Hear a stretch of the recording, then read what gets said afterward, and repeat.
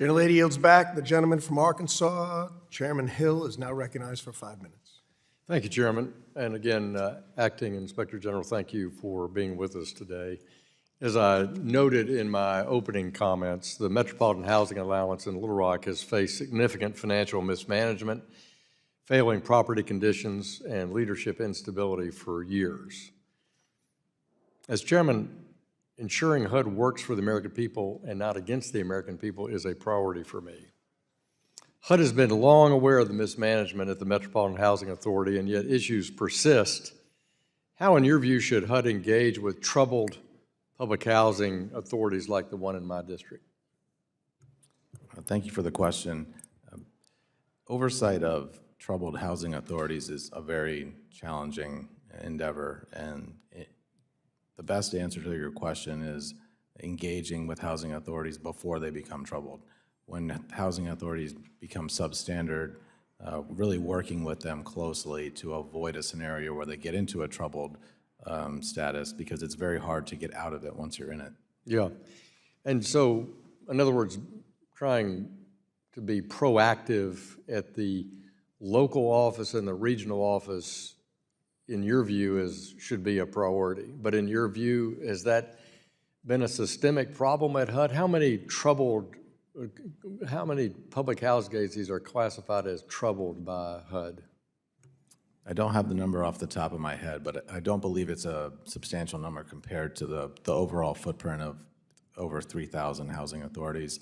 But what you said about my view on the topic is correct. And how should new HUD leadership, and every time we have a new HUD secretary, we have a new way to turn the page and do it differently. If you're advising Secretary Turner, how can he achieve that proactive approach? And how could we see better enforcement of housing rules by, again, the local HUD office versus or at a regional office? Well, again, it starts with systems. The current systems that HUD uses to manage its public and Indian housing portfolio lack key data inputs. They rely on self-certification from housing authorities, and the information that's available to HUD to monitor them is challenging to work with. Enhancing those systems, getting better data in real time, would allow HUD staff a better chance of working with more housing authorities to avoid a scenario where they become troubled, because the staff is limited in capacity on how many housing authorities they can really dedicate time to. And do you find that HUD's approach, in addition to being slow, is too deferential to the local housing authority to try to solve its own problem, and therefore they're just letting it fester with the local officials not hearing directly from federal oversight? I don't know if it's deferential as much as a true capacity challenge. There are so many issues in the portfolio, both in the physical conditions of property and then the execution of the programs, that I don't think there are enough people to work with all the housing authorities, and there's not enough information available to them to do it efficiently.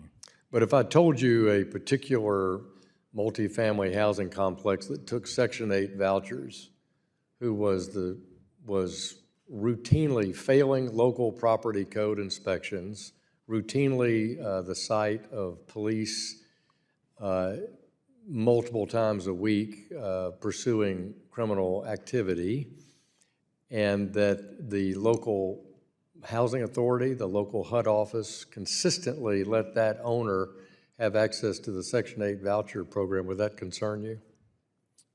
Yes, but unfortunately it's a common occurrence.